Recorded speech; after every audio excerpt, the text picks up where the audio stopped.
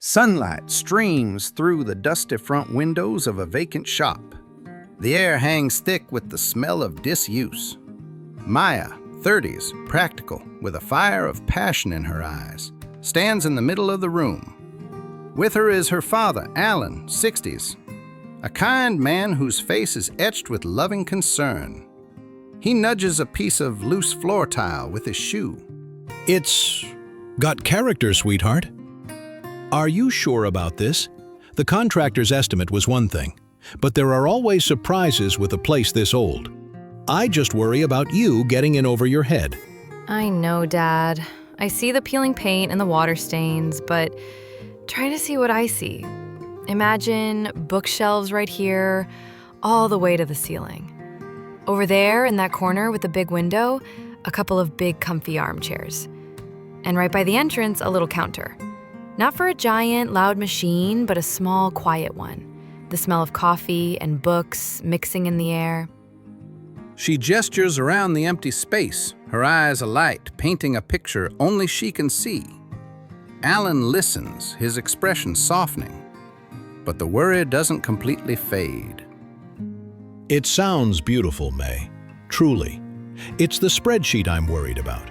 Your savings, the loan, it leaves you with no cushion. A few slow months, one big unexpected repair. That's the risk of any dream, isn't it? There's never a perfect time. I spent 10 years as a librarian helping people find stories. I just feel like it's time I started writing my own. This is a story I need to live, Dad, not just read about. My dream wasn't about fame or fortune. It was quieter, more bound. I wanted to open a bookstore. I called it The Next Chapter. It was my life savings, a modest small business loan, and every ounce of my courage poured into 4 walls and a lease. Alan looks from his determined daughter to the dilapidated room and back. He pulls a checkbook from his jacket pocket. Take this. I know it's not a lot of money, but this will help you get started. Maya immediately holds up a hand, shaking her head. No. Thank you, but no. I have to do this myself. He sighs, puts the checkbook away, and pulls her into a firm hug.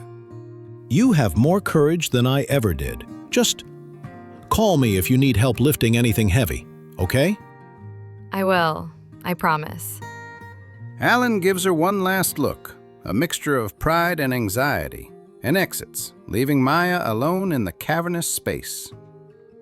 The silence settles around her. She takes a deep, centering breath, her smile returning. She runs a hand along a grimy wall. Okay, old girl, let's give you a new story. 2 months later, the store is transformed. It's warm, inviting. The scent of coffee and old paper hangs in the air. The first crack in the foundation was the silence. I had built this beautiful, welcoming space, but the community I dreamed of serving seemed indifferent. Every person who walked past the window without coming in felt like a tiny paper cut to the soul. Her phone buzzes. It's a news alert. A major, trendy coffee chain, Grind, is having its grand opening just 2 blocks away. Her heart sinks. And then came the giant. A corporate behemoth with twice the marketing budget and half the charm, setting up shop practically on my doorstep. Suddenly, I wasn't just building a dream. I was in a fight for survival I hadn't even known I was signing up for. A week later, rain streaks down the windows. Maya's on the phone with her dad, trying to sound more confident than she feels. No, Dad, it's fine. It's just a slow start. These things take time. Yes, I saw the line at Grind. It's a different vibe, that's all. She ends the call, her cheerful facade crumbling. She walks through the store. The beautiful books seem to mock her from their shelves. She goes to the small stock room in the back and stops dead. A dark, ugly stain is spreading across the ceiling. Below it, on a low shelf, are 3 boxes of her most valuable inventory, new release hardcovers. She rips a box open. The books inside are warped and water damaged. the pages swollen and stained. No. No, no, no. It felt like a punchline to a cruel joke. The renovation costs, the slow sales, the corporate giant next door, and now a leak from the upstairs tenant ruining a quarter of my inventory. The insurance would take weeks, if they even covered it. That was money, cash, I didn't have. Every problem was a wave, and I was drowning. 3 days later, the store is dark, save for the glow of Maya's laptop. She stares at a blank email. The recipient is her landlord. Her cursor blinks over the subject line: lease termination. This was it. The point where any sane person would cut their losses. My savings were gone. I was accruing debt by the hour. My dream wasn't a beacon of hope anymore. It was an anchor, pulling me under. All I had to do was write the email, press send, and the bleeding would stop. It was the logical, responsible thing to do. It was admitting defeat. Her fingers hover over the keyboard. Tears well in her eyes, blurring the screen. She pushes the laptop away, burying her face in her hands. Her shoulders shake with silent sobs. After a moment, she gets up, needing to do something, anything. She walks to the back room and begins the heartbreaking task of sorting through the ruined books. She throws them one by one into a large recycling bin. As she picks up the last box, something flutters out from between two sodden novels. It's a piece of construction paper folded in half. A kid's drawing. On the front, a crayon drawing of the store with stick figures reading in chairs. She opens it. Inside, in messy, childish handwriting, it reads, "This is my favorite place. I hope it stays forever. Leo, age 7. Maya stares at the note. Leo was a boy from the neighborhood who had come in with his mom during the chaotic final days of renovation. She'd given him a scrap of paper to keep him busy. She had forgotten all about it.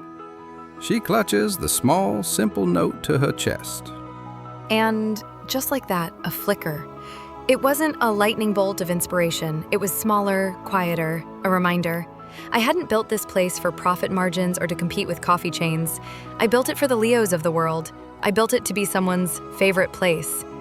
Had I even given them a chance to find it? She looks from the note in her hand to the pile of ruined books in the bin. A new idea, born not of ambition but of necessity, begins to form. A month later, a small handwritten sign sits on the counter. The Damaged Book Club, 2 p.m. Great stories aren't always perfect. The store is different. There's a small but engaged group of people, including Leo and his mom, sitting in a circle of mismatched chairs. In the center is a table of the water-damaged books, now offered at a steep discount. Maya is leading a discussion. Her voice is full of life. The cover is warped, the pages are a little wavy, but the story inside is still just as powerful, maybe even more so. It proves that something beautiful can survive a little water. The door chimes. A new customer walks in, drawn by the sound of laughter and conversation. I didn't magically get rich. The battle wasn't suddenly over. I still watch my budget like a hawk, and the coffee shop down the street is still packed. But I stopped fighting their fight and started fighting my own. I leaned into what made me different. I started a book club for imperfect books. I partnered with local schools.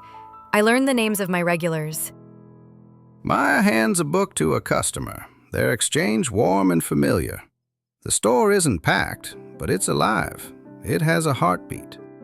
Everything went wrong. My plan failed. My budget broke. My inventory was ruined, but in the wreckage of my original dream, I found its true heart.